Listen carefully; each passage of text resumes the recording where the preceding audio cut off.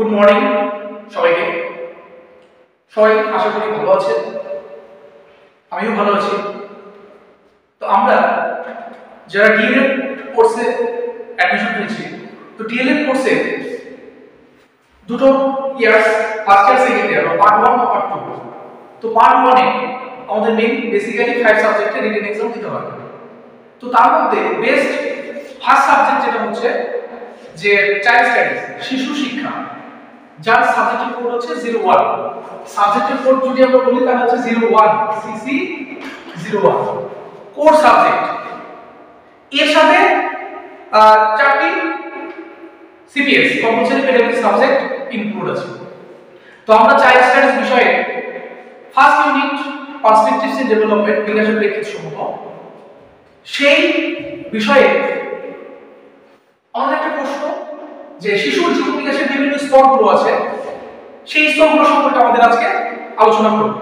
তো চলো আমরা সেই ইউনিট 1 এর চাইল্ড স্টাডিজ শিশু শিক্ষা বিষয়ে প্রথম যে অধ্যায় রয়েছে পার্সপেক্টিভস ইন ডেভেলপমেন্ট, এই বিষয়ে শিশুর জীবন বিকাশের যে বিভিন্ন স্তরগুলো, বিভিন্ন মনোবিজ্ঞানী তারা তাদের দৃষ্টিকোণ থেকে শিশুর জীবন বিকাশের স্তরগুলোকে ব্যাখ্যা দিয়েছেন, আমরা সেগুলো আজকে আলোচনা করব।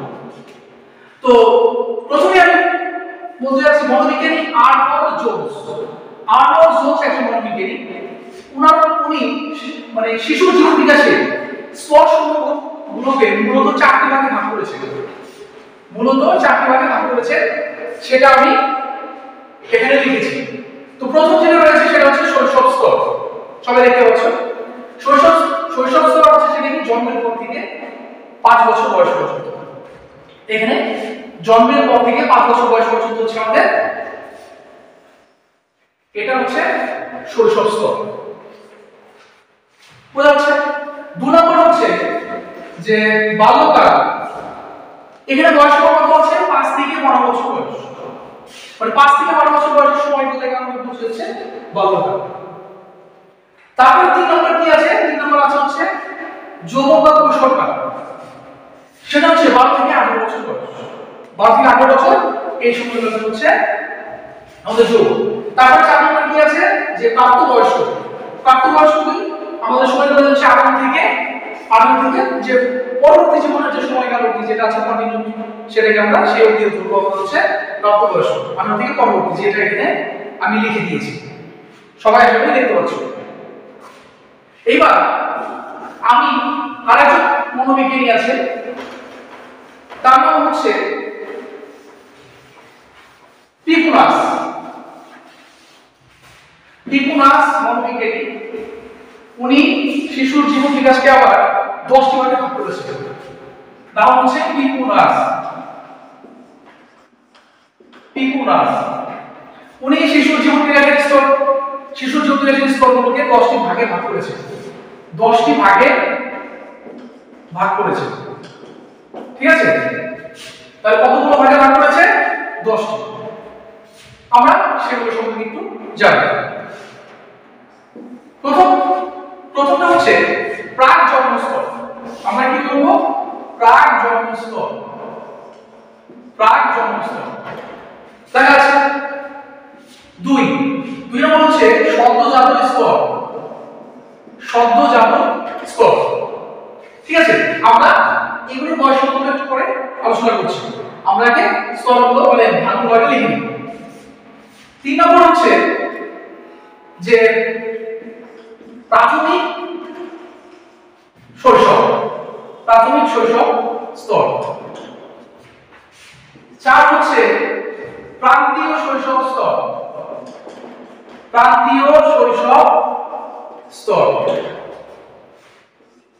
5 নম্বর হচ্ছে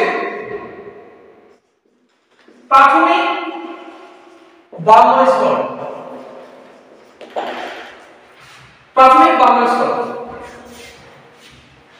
6 নম্বর মধ্য বাল্য স্তর।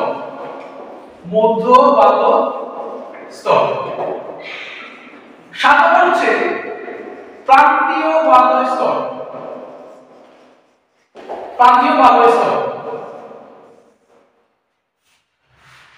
7 নম্বর হচ্ছে আমাদের প্রান্তীয় বাল্য স্তর। তারপরে কি হচ্ছে?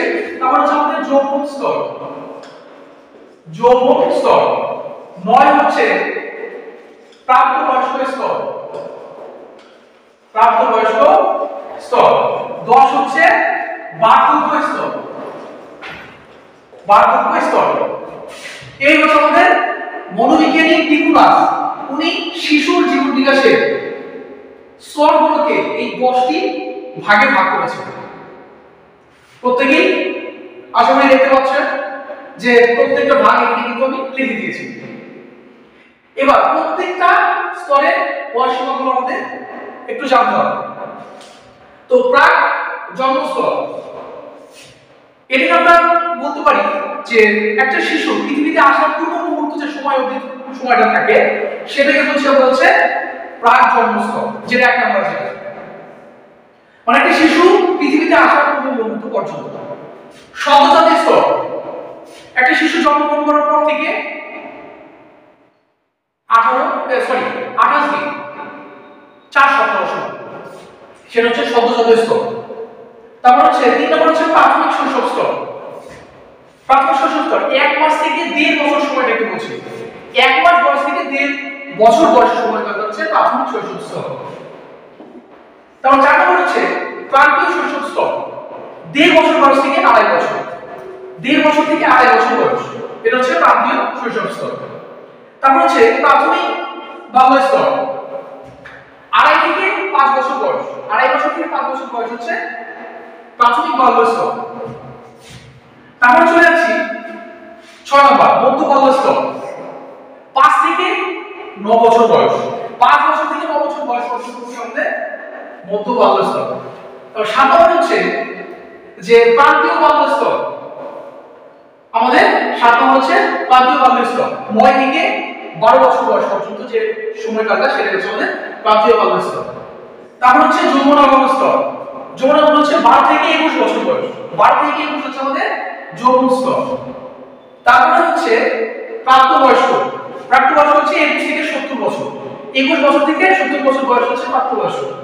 তারপরে হচ্ছে বার্ধক্য, বার্ধক্য 70 বছরের যে পরবর্তী সময় মানুষ যতদিন বেঁচে থাকে সেটা হচ্ছে আমাদের বার্ধক্য। ঠিক আছে, এরপর আমরা আরো একজন মনোবিজ্ঞানী আছে, তার হচ্ছে এরিকসন।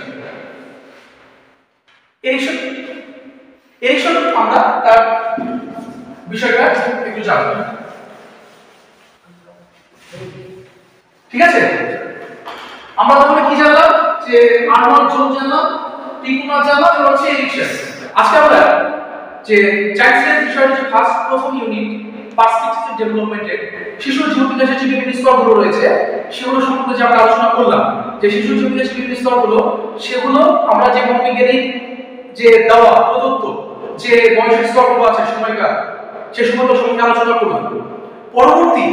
পরবর্তী আমরা মনোবিজ্ঞানী যে শিশু জীবন বিকাশের বিভিন্ন স্তরগুলো করেছে, আমি পরবর্তী ক্লাসে আমি সেই বিষয়টা নিয়ে আবার আলোচনা করব। আজকে এই পর্যন্ত থাকবে, পরবর্তী ক্লাসে আমরা অবশ্যই অ্যাটেন্ড করব। ধন্যবাদ।